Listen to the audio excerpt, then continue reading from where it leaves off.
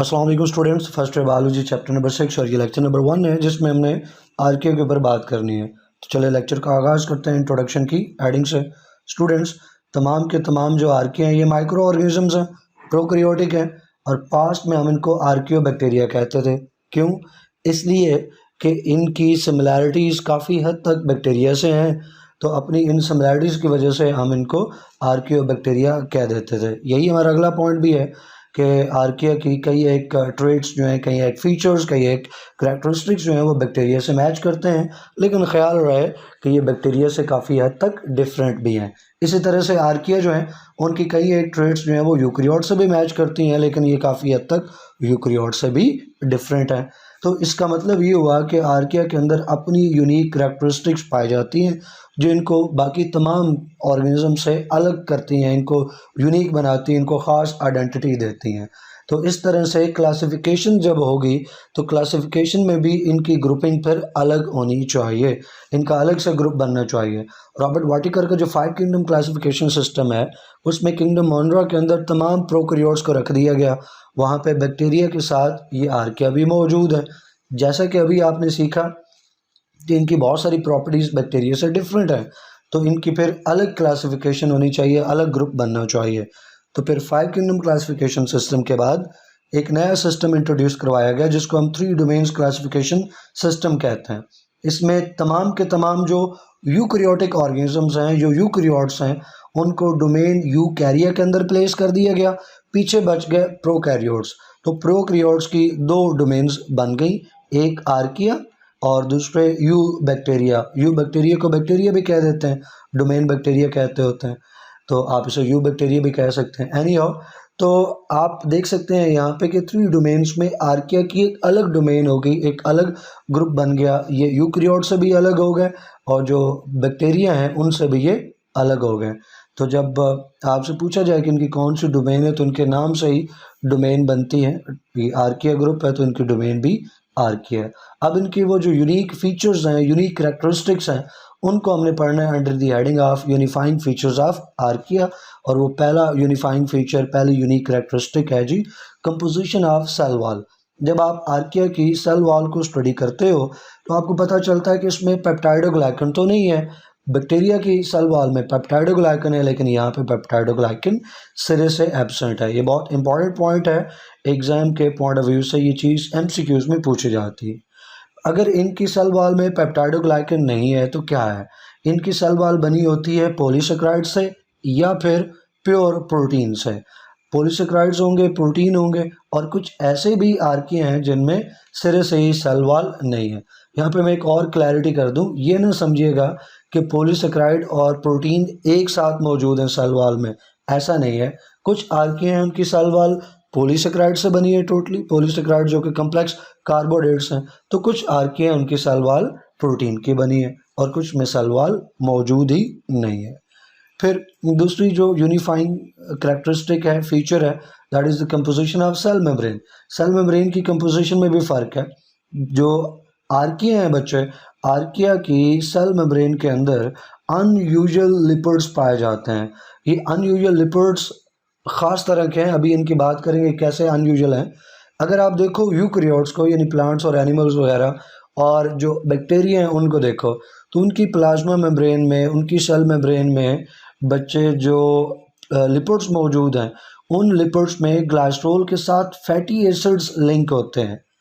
Repeat कर रहा हूँ मैं, जो यूकैरियोट्स हैं वो और साथ बैक्टीरिया भी, इनकी जो प्लाज्मा मेम्ब्रेन्स हैं उनमें पाए जाने वाले जो लिपिड्स हैं उनमें ग्लाइसरॉल के साथ क्या अटैच्ड होता है? Fatty acids. लेकिन आर्किया में ऐसा नहीं है।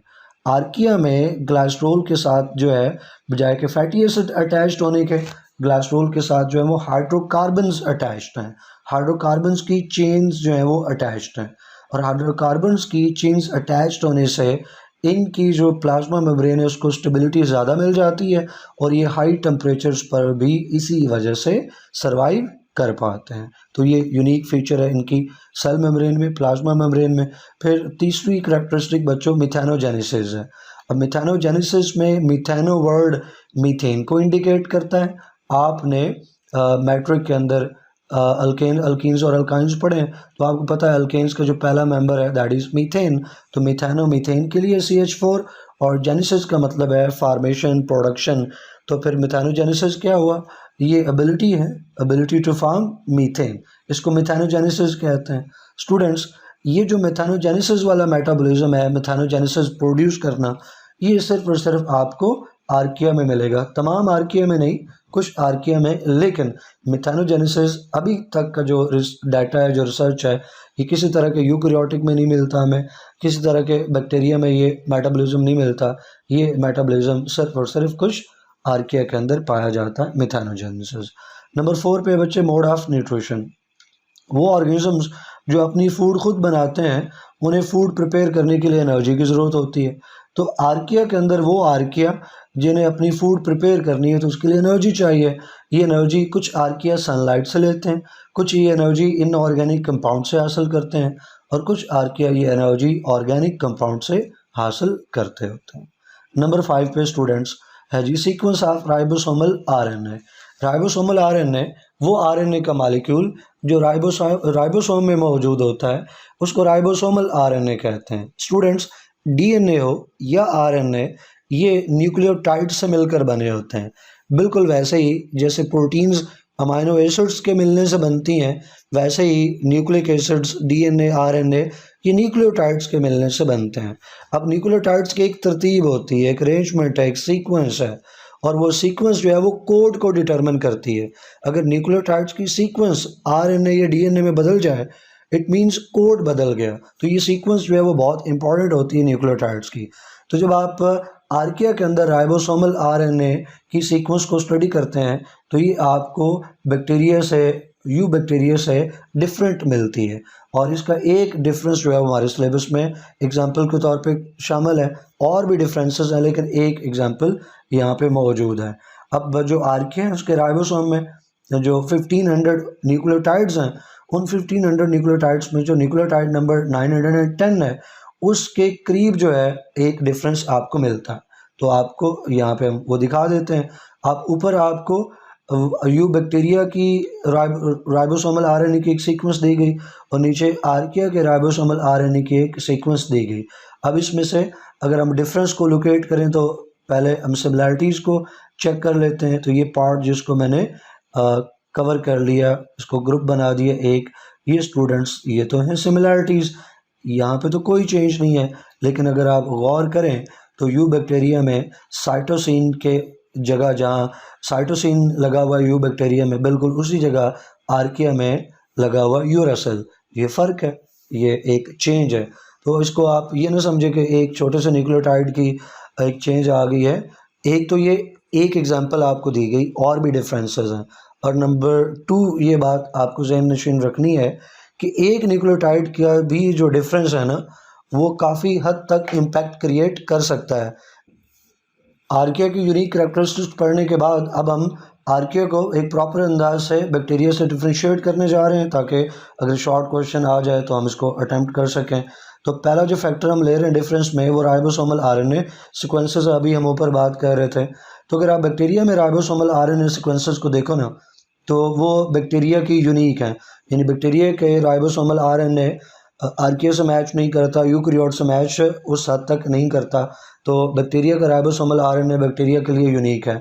अब आर्किया में जब आप राइबोसोमल आरएनए की सीक्वेंसेस देखते हो तो यहाँ आपको एक दिलचस्प बात नज़र आती है कि आर्किया का राइबोसोमल आरएनए, उसकी सीक्वेंसेस काफ़ी हद तक यूकैरियोटिक जो राइबोसोमल आरएनए है उससे मैच करती हैं, उससे सिमिलर हैं।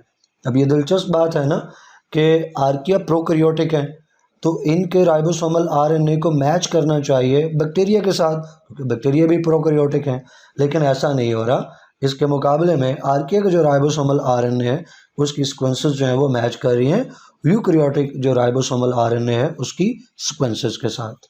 फिर दूसरा पॉइंट है स्टूडेंट्स, आरएनए पॉलीमरेज। ये एक एंजाइम है पॉलीमरेज, जो पॉलीमराइजेशन करता है। पॉलीमराइजेशन का मतलब है स्टूडेंट्स के बिल्डिंग ब्लॉक्स को, बिल्डिंग ब्लॉक मॉलिक्यूल्स को जोड़ के तो एक चेन बनाना, एक मैक्रो मॉलिक्यूल बनाना।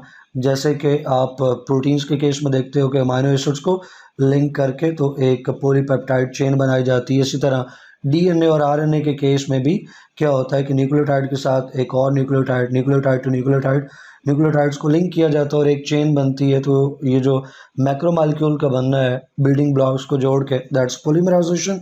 और जो एंजाइम ये काम करेगा वो पॉलीमरेज होगा, और आरएनए पॉलीमरेज जो है वो डेफिनेटली आरएनए मॉलिक्यूल जो है वो सिंथेसाइज कराता है। अब आरएनए पॉलीमरेज को कंपेयर करो बैक्टीरिया और आर्किया में, तो यहाँ पे भी आपको दिलचस्प चीज़ मिलती है कि बैक्टीरिया का जो आरएनए पॉलीमरेज है वो स्मॉल है और सिंपल है, उसके मुकाबले में आर्किया का जो आरएनए पॉलीमरेज है वो कम्प्लेक्स है और वो यूकैरियोट से मैच करता है। जैसे ऊपर आर्किया की सिमिलैरिटी यूकैरियोट्स के साथ थी in terms of sequence of ribosomal RNA, तो अब in terms of RNA polymerase भी आपको सिमिलैरिटी मिल गई। फिर एक और चीज़ आप देखें, वो तीसरा फैक्टर है इंट्रॉन्स का। अभी मैं आपको बताता हूँ इंट्रॉन्स क्या है। तो बैक्टीरिया में जो इंट्रॉन्स हैं बच्चे ये एब्सेंट होते हैं, लेकिन जो ये आर्किया हैं, आर्किया में बहुत सारी जीन्स में तो नहीं, लेकिन कुछ जीन्स के अंदर आपको ये इंट्रॉन्स देखने को मिलते हैं, और जो यूकैरियोट्स हैं उनमें भी आपको इंट्रॉन्स मिलते हैं। तो ये जो इंट्रॉन्स की प्रेजेंस है इन सम जीन्स, ये भी आर्किया को मैच करवाती है बैक्टीरिया के साथ। बैक्टीरिया के साथ जो सिमिलैरिटीज़ हैं आर्किया की, उनमें से एक ये है कि आर्किया में भी कुछ जीन्स के अंदर इंट्रॉन्स मौजूद हैं, जबकि यूकैरियोट्स में भी जीन्स के अंदर इंट्रॉन्स होते हैं। ये इंट्रॉन्स क्या हैं थोड़ा सा आपको बता दूं। अब इसको आप जीन लेवल के ऊपर भी बात कर सकते हो, और इसको आप जो मैसेंजर आरएनए है उस लेवल पे भी बात कर सकते हो। दोनों लेवल्स पे आप चाहें बात कर सकते हैं, तो मैं दोनों पे ही आपको बता देता हूँ। तो यहाँ पे एक सिंपल सी रिप्रेजेंटेशन में ले लेता हूँ स्टूडेंट्स। फर्ज कर लो ये एक सेगमेंट है डीएनए का जो कि एक जीन को रिप्रेजेंट कर रहा है। इसमें फिर डिफरेंट पार्ट्स हैं, इतना पार्ट है, ये प्रोटीन को कोड करेगा। फिर आगे से ये पार्ट है, इसमें किसी तरह का कोई कोड नहीं है। फिर आगे एक कोडिंग पार्ट है, फिर आगे एक नॉन कोडिंग पार्ट है। अब इससे जब मैसेंजर आरएनए बनेगा ना, जब ट्रांसक्रिप्शन होगी मैसेंजर आरएनए बनेगा, तो उसमें भी इसी तरह की चीज़ रिपीटिशन होगी। पहले उसका एक कोडिंग पार्ट होगा, फिर उसके बाद नॉन सेम चीज़ रिपीट हो जाएगी, नॉन कोडिंग पार्ट, फिर कोडिंग पार्ट, फिर नॉन कोडिंग पार्ट, और फिर कोडिंग पार्ट। एग्जाम्पल के तौर पे आपको ये चीज़ समझा रहा हूँ। अब ये जो बीच में नॉन कोडिंग पार्ट है ना, ये किसी काम का नहीं है, ये गड़बड़ करवा सकता है। तो ये जो मैसेंजर आरएनए बना ना, ये इमैच्योर मैसेंजर आरएनए है। इमैच्योर मैसेंजर आरएनए से प्रोटीन जो है वो नहीं बनाई जानी चाहिए, क्योंकि इसमें नॉन कोडिंग पार्ट्स भी मौजूद हैं। तो पहले इसको मैच्योर मैसेंजर आरएनए में कन्वर्ट करना है। उसके लिए ये जो नॉन कोडिंग पार्ट्स हैं ना, इनको बीच में कट करना पड़ेगा, इनको रिमूव करना पड़ेगा। ये एंजाइम्स की मदद से काम होता है। तो ये जो नॉन कोडिंग पार्ट है इसको रिमूव कर दिया जाता है, और कोडिंग पार्ट जो है इसको आपस में लिंक करके, कोडिंग पार्ट को लिंक करके तो एक मैच्योर मैसेंजर आरएनए जो है वो बना दिया जाता है। ये जो मैच्योर मैसेंजर आरएनए है, इससे फिर आगे जो है वो राइबोसोम प्रोटीन सिंथेसिस का काम जो है वो करेगा। लेकिन जो इमैच्योर मैसेंजर आरएनए है उसमें ये जो नॉन कोडिंग पार्ट हैं स्टूडेंट्स, इनको हम इंट्रॉन्स कहते हैं। इंट्रॉन्स इसलिए कि ये अंदर की तरफ मौजूद होते हैं, और जो कोडिंग पार्ट होते हैं उनको एक्सॉन्स कहते हैं, और जो नॉन कोडिंग पार्ट हैं इनको इंट्रॉन्स का नाम दिया जाता है। तो ये इंट्रॉन्स, तो ये जीन में भी मौजूद है, जीन में मौजूद हैं, तो उनकी कॉपी जो है फिर मैसेंजर आरएनए में बनती है, और फिर मैसेंजर आरएनए में एंजाइम की मदद से उस नॉन कोडिंग पार्ट को, इंट्रॉन्स को रिमूव कर दिया जाता है, और पीछे कोडिंग पार्ट है मैच्योर मैसेंजर आरएनए, उससे प्रोटीन बनती है। तो ये इंट्रॉन्स आपको यूकैरियोट्स की जीन्स में मिलते हैं, और ये आर्किया की कुछ जीन्स में भी आपको मिलते हैं, लेकिन बैक्टीरिया में इंट्रॉन्स जो हैं ये मौजूद नहीं होते हैं। नेक्स्ट फैक्टर है एंटीबायोटिक सेंसिटिविटी। एंटीबायोटिक सेंसिटिविटी का मतलब ये है कि एक एंटीबायोटिक अप्लाई की है बैक्टीरिया के, और सेम एंटीबायोटिक अप्लाई की आर्किया के ऊपर, तो वो किस हद तक अफेक्ट करती है वो बैक्टीरिया और आर्किया को। क्या उनकी ग्रोथ रोक पाती है, क्या उनको किल कर पाती है वो एंटीबायोटिक। तो ये एंटीबायोटिक सेंसिटिविटी है। तो दो एंटीबायोटिक्स का यहाँ पे जिक्र है, एक स्ट्रेप्टोमाइसिन और दूसरा क्लोरामफेनिकोल। दो एंटीबायोटिक्स हैं। तो अगर ये दो एंटीबायोटिक्स बैक्टीरिया के ऊपर अप्लाई करें तो बैक्टीरिया की जो ग्रोथ है वो इनहिबिट हो जाती है, लेकिन यही अगर आप एंटीबायोटिक्स अप्लाई करें आर्किया के ऊपर तो आर्किया इससे अफेक्ट नहीं होते। एक और फैक्टर बच्चे स्टूडेंट्स जो है पेप्टाइडोग्लाइकन इन सेल वॉल, तो हम ऑलरेडी ऊपर बात कर चुके कि बैक्टीरिया जो है उनकी सेल वॉल में पेप्टाइडोग्लाइकन मौजूद है, लेकिन आर्किया में ये एब्सेंट है।